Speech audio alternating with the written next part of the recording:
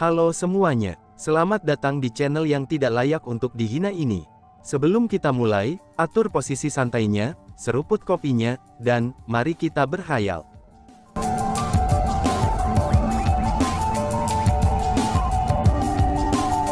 Melanjutkan cerita sebelumnya, mari kita bicara di tempat lain, ucap The Golden Crown True Immortal sambil memandang ke Chu Feng.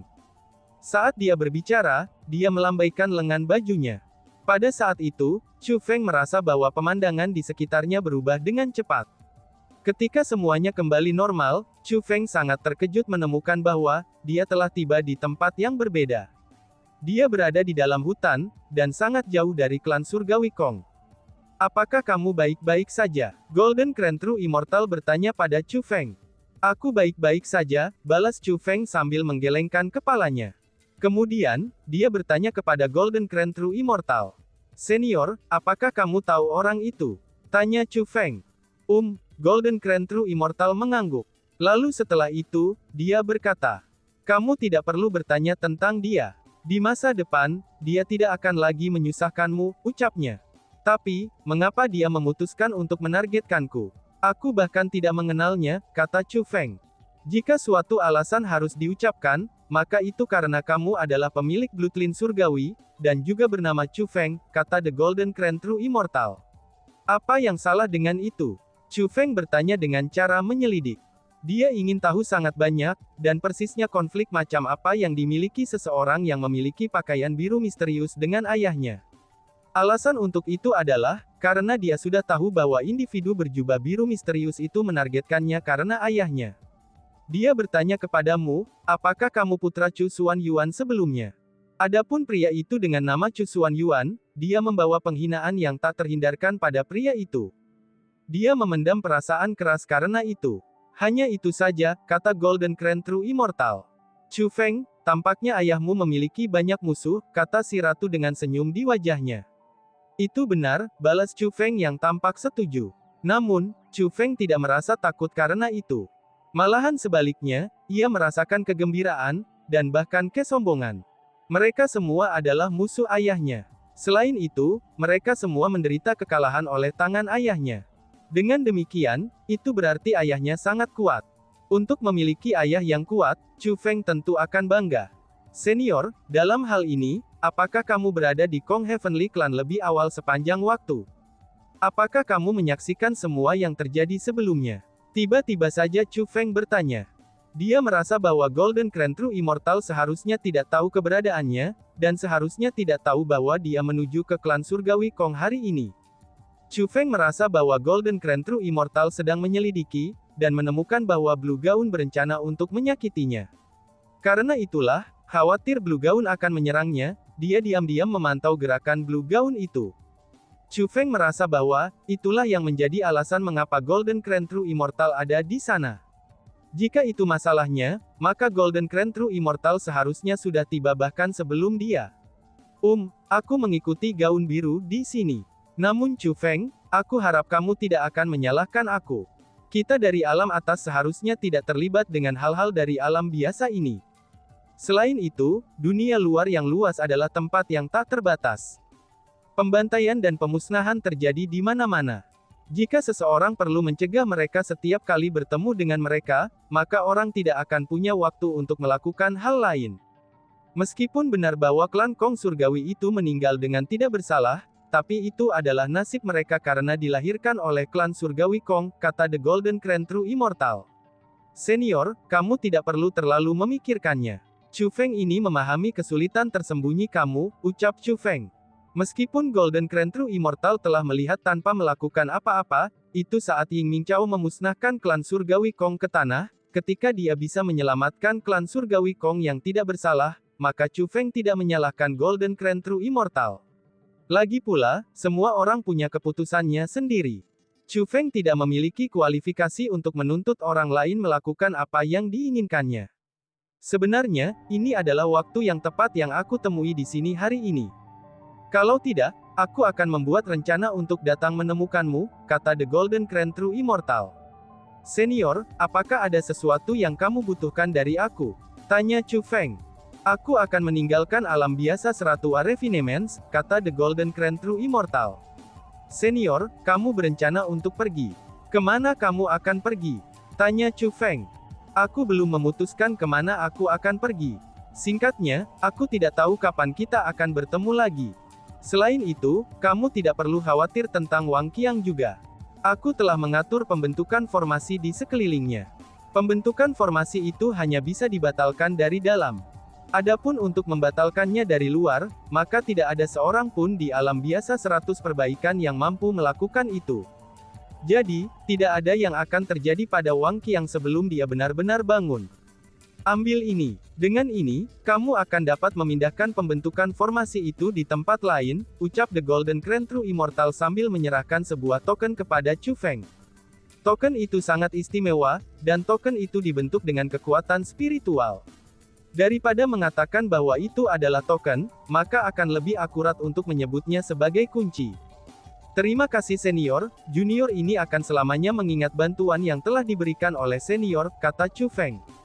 Golden Crown True Immortal menghela nafas dan berkata, jangan sebutkan itu. Jika bukan karena faktanya bahwa aku menjadi serakah saat itu, dan menuntut agar kamu membantu aku mengambil slip bambu pemberian dewa, maka kekuatan spiritual kamu tidak akan terluka. Ketika menyebutkan itu, Golden Crown True Immortal mengungkapkan ekspresi malu. Chu Feng, kapan kamu berencana untuk meninggalkan alam biasa 100 refinements? Dengan kultivasi kamu saat ini, kamu mampu melakukan perjalanan ke alam atas. Meskipun alam atas berbahaya, tapi di sana ada lebih banyak peluang. Dengan bakat, keberanian, dan wawasan kamu, kecepatan kemajuan kamu akan jauh melebihi apa yang ada di sini. Bagaimana kalau kamu pergi bersama aku? Golden Crown True Immortal tiba-tiba bertanya. Bukankah alam atas Stairway to Heaven memiliki persyaratan kultivasi? Kultivasi aku jelas-jelas tidak cukup, kata Chu Feng sambil tersenyum ringan. Dia tahu bahwa ada banyak tangga ke surga di alam biasa 100 perbaikan, dan mereka semua adalah pintu masuk ke alam atas. Namun sayangnya, ada persyaratan kultivasi untuk masuk ke alam atas, ini artinya, seseorang harus menjadi abadi sejati. Persyaratannya itu relatif. Jika orang tua ini ingin menemani kamu, kamu tidak perlu mencapai alam immortal sejati untuk memasuki alam atas, kata Golden Crown True Immortal. Junior ini menghargai niat baik senior. Hanya saja, junior ini masih memiliki beberapa urusan yang perlu ditangani. Sebelum menyelesaikan hal-hal itu, aku tidak akan pergi dari sini. Selanjutnya, aku belum menyelesaikan dendam antara klan surgawi Zhou dan aku sendiri, kata Chu Feng. Sangat baik. Sejujurnya, aku tidak terlalu khawatir tentang kamu. Karena bagaimanapun, akan selalu ada perselisihan dimanapun ada kultivator. Terlepas dari apakah itu alam atas, alam biasa, atau bahkan alam bawah, maka tidak ada tempat yang benar-benar aman. Selain itu, kultivator bela diri harus menghadapi kesulitan secara langsung. Mereka harus matang melalui pertempuran. Hanya dengan selamat dari pertempuran, dendam dan keluhan mereka dapat membedakan diri mereka sendiri, dan barulah mencapai ketinggian baru. Setelah Golden Crown True Immortal mengatakan kata-kata itu, tatapan yang dia gunakan saat memandang Chu Feng juga mulai berubah. Aku sangat memikirkanmu. Aku percaya bahwa alam biasa 100 penyempurnaan ini tidak akan menjadi puncak dari perjalanan kamu. Adapun alam atas, mereka juga tidak akan menjadi puncak perjalanan kamu. Faktanya, bahkan Starfield tidak akan menjadi puncak dari perjalananmu, ucap Golden Crown. Junior ini akan melakukan yang terbaik untuk tidak mengecewakan senior, kata Chu Feng. Hahaha, kamu pasti tidak akan mengecewakanku. The Golden Crown True Immortal tertawa keras. Lalu setelah itu, dia berkata, biarkan aku membawamu kembali. Orang itu mungkin membutuhkan hiburan kamu. Saat Golden Crown True Immortal berbicara, dia melambaikan lengan bajunya. Setelah perubahan pemandangan sekitarnya berhenti, Chu Feng sekali lagi kembali ke klan surgawi Kong. Golden Crown True Immortal tidak mengungkapkan dirinya. Hanya saja, suaranya terus bergema di telinga Chu Feng.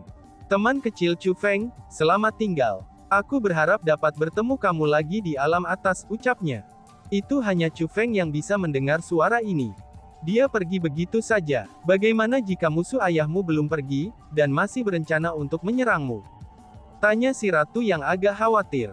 Adapun orang yang dia khawatirkan, secara alami adalah individu yang berjubah biru misterius itu. Jika dia ingin membunuhku, dia bisa membunuhku secara langsung. Tidak ada alasan baginya untuk melewati semua masalah.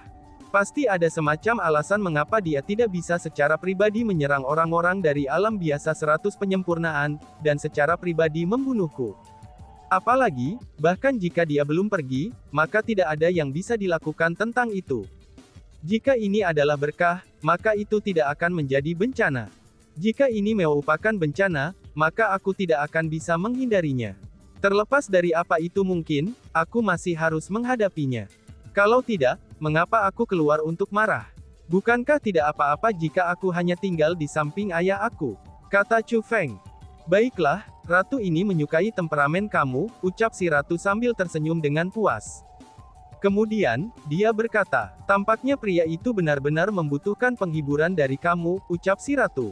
Pria yang si ratu bicarakan secara alami adalah Ying Mingqiao. Ying Mingqiao saat ini sedang duduk di tanah. Ada beberapa ratus kendi anggur yang diletakkan di sekelilingnya, dan kebanyakan dari mereka sudah kosong. Kemungkinannya, anggur-anggur ini diperoleh dari karung kosmos orang mati. Adik Chu Feng, jadi kamu sudah kembali. Ayo, temani kakak minum, ucap Ying Mingqiao sambil tertawa terbahak-bahak saat melihat Chu Feng. Chu Feng berjalan ke arah Ying Mingqiao dan berkata, Senior Zixun Yi memiliki kesulitannya sendiri juga, ucap Chu Feng. Mendengar itu, Ying Mingqiao menghela nafas. Jangan memanggilku sebagai senior. Aku, Ying Mingqiao, hanya bisa melarikan diri karena bantuanmu. Mulai hari ini, kita akan menjadi saudara. Dan kamu adalah saudaraku. Jika ada yang berani menyentuh kamu, aku akan memadamkan seluruh keluarga mereka. Hahaha, ayo, mari kita minum, ucap Ying Mingqiao. Bau alkohol memenuhi Ying Mingqiao, dan tampaknya dia benar-benar mabuk. Namun dengan kultivasinya, bagaimana mungkin dia bisa mabuk? Mungkin inilah yang mereka maksudkan ketika mereka berkata bahwa, seseorang dapat memabukkan diri sendiri walaupun anggur tidak dapat melakukannya. Ying Mingqiao pasti merasa sangat sedih di hatinya. Lagi pula, dia akhirnya berhasil melarikan diri dan bertemu dengan orang yang dia rindukan siang dan malam. Namun setelah bertemu dengannya, mereka akhirnya dipisahkan selamanya. Mimpi yang dia miliki selama lebih dari 1000 tahun, kini telah hancur dalam sekejap. Sakit, bagaimana mungkin dia tidak merasakan sakit? Tidak peduli seberapa kuat kultivasinya, dia masihlah manusia.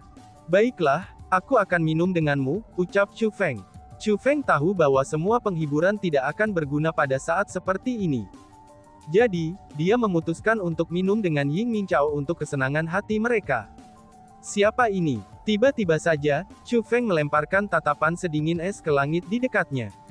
Pergilah dari sini, ucap Ying Mingqiao. Adapun Ying Mingqiao, dia benar-benar sombong. Dengan gelombang lengan bajunya, sesosok muncul di langit dan menabrak tanah. Hantaman yang kuat itu menciptakan kawah yang dalam di tanah. Ini kamu, seru Chu Feng. Setelah melihat orang ini, ekspresi Chu Feng berubah. Chu Feng tahu pria ini, dan dia adalah Grandmaster Prophet. Oh, sebenarnya ini adalah Kojer tua. Chu Feng, bunuh dia. Jika bukan karena ramalannya yang gila, klan surgawi Kong tidak akan mencoba membunuhmu tanpa alasan. Semua hal ini juga tidak akan terjadi, kata si ratu dengan marah. Mengapa kamu di sini? Chu Feng menyipitkan alisnya dan bertanya dengan dingin. Teman kecil Chu Feng, aku tahu kamu menyimpan dendam terhadap orang tua ini. Namun, pria tua ini terpaksa tanpa pilihan juga. Orang tua ini telah berada di bawah kendali kepala klan Kong Heavenly Clan sepanjang waktu. Dia memiliki informasi yang bisa digunakan untuk melawan aku. Jika aku tidak membuat nubuat untuknya, dia akan menghapus reputasi aku sepenuhnya. Grandmaster Prophet berbicara dengan penyesalan. Informasi macam apa yang dapat digunakan untuk melawanmu? Tanya Chu Feng. Ini, Grandmaster Prophet mulai ragu-ragu. Sepertinya kamu sudah melakukan hal-hal yang memalukan sebelumnya juga, cibir Chu Feng. Dengan sekejap Chu Feng dapat mengatakan bahwa, apa yang disebut informasi yang dapat digunakan melawan Grandmaster Prophet, itu pasti semacam masalah teduh yang ditemukan oleh kepala klan Kong Heavenly Clan. Ini adalah kesalahan yang aku buat di masa muda aku. Aku telah menyesalinya sepanjang waktu, kata Grandmaster Prophet sambil menghela nafas. Apakah kamu sengaja datang ke sini untuk meminta maaf padaku? Itu tidak perlu. Kamu bisa pergi, dan aku tidak akan membunuhmu, kata Chu Feng. Aku memang datang ke sini untuk meminta maaf padamu. Namun, aku juga memiliki masalah penting yang perlu aku beritahu, kata Grandmaster Prophet. Masalah penting apa lagi? Tanya Chu Feng. Teman kecil Chu Feng, lihatlah, ucapnya. Dengan bola kristal nubuatnya di tangan, Grandmaster Prophet itu berjalan mendekati Chu Feng. Itu kan, seru Chu Feng. Ekspresi Chu Feng berubah saat melihat bola kristal Grandmaster Prophet. Dia bisa melihat bahwa di dalam profesi Crystal Ball adalah sebuah dunia. Selain itu, lokasi tertentu dari dunia itu terasa sangat akrab baginya. Itu adalah 100 Refinements Ordinary Realm. Dunia di dalam bola kristal nubuat itu adalah 100 Refinements Ordinary Realm. Namun, mayat-mayat memenuhi seluruh alam biasa 100 Refinements dalam bola kristal nubuat. Alam ini benar-benar layu, dan semua makhluk hidup telah berubah menjadi abu. Dan bahkan, Chu Feng bisa merasakan sensasi mencekik meskipun dia melihat dunia itu melalui bola kristal ramalan. Apa yang terjadi? Tanya Chu Feng. Itulah ramalan yang baru saja aku buat.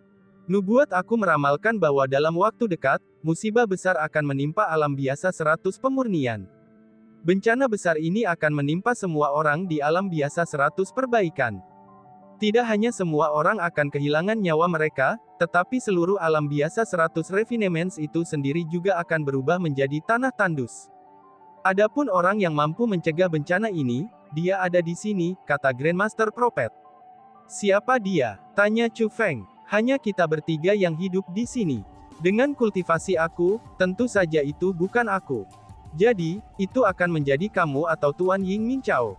Satu di antara kamu akan dapat mencegah bencana ini, kata Grandmaster Prophet. Hentikan omong kosongmu itu. Aku tidak percaya ramalan omong kosongmu itu, kata Chu Feng. Teman kecil Chu Feng, aku benar-benar tidak menipu kamu. Bahkan jika kamu tidak percaya padaku, kamu harus percaya bola kristal nubuat ini. Bola kristal nubuat ini adalah sesuatu yang diberikan kepada aku oleh individu ilahi.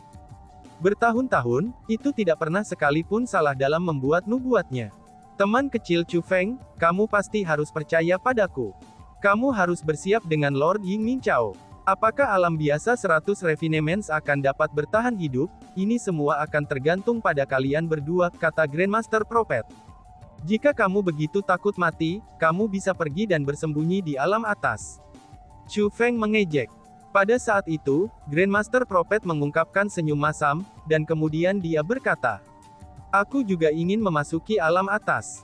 Hanya saja, kultivasi orang tua ini tidak cukup. Meskipun aku ingin pergi ke sana, tapi aku tidak akan bisa, ucapnya. Tentu saja, kamu adalah individu yang penakut dan pengecut.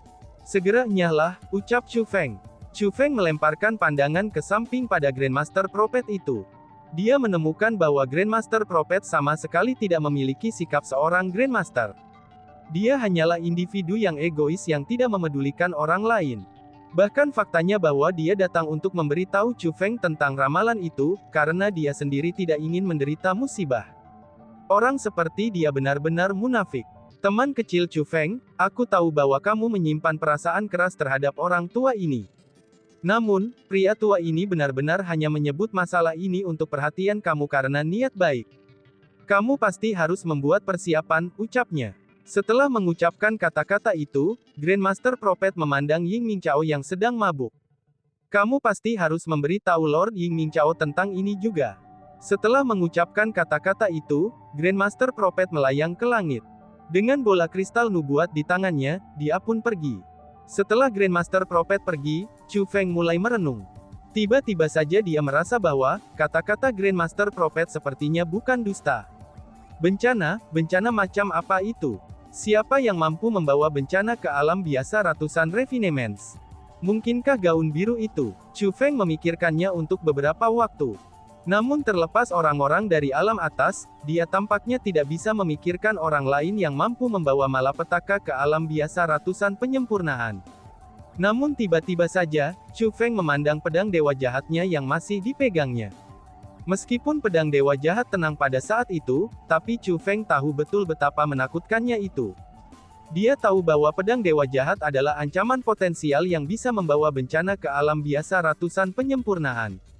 Setelah memikirkan hal itu, Chu Feng menyingkirkan Evil God Sword-nya. Adik Chu Feng, cepat minum lagi, ucap Ying Mingchao. Tepat pada saat itu, Ying Mingchao tiba di samping Chu Feng dengan 2 kendi anggur di tangannya. Melihat Ying Mingchao saat ini, Chu Feng merasa kasihan padanya. Dari pertempuran antara Ying Mingchao dan kepala klan Kong Heavenly Clan sebelumnya, Chu Feng dapat mengetahui seberapa besar individu besar dan mengesankan Ying Mingchao ini. Dia benar-benar pahlawan yang hebat. Namun sayangnya, Ying Mingchao saat ini sangat-sangat kuyu dan berantakan. Dia sangat kesakitan karena wanita yang dicintainya. Benar saja, rasa sakit di hati seseorang jauh melebihi rasa sakit pada tubuh seseorang. Ayo, mari kita minum, ucap Chu Feng.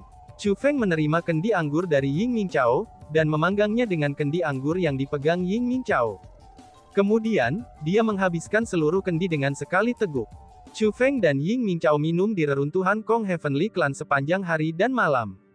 Namun ketika Kong Heavenly Clan diratakan dengan tanah, cepat atau lambat akan ada orang yang akan menemukan masalah ini.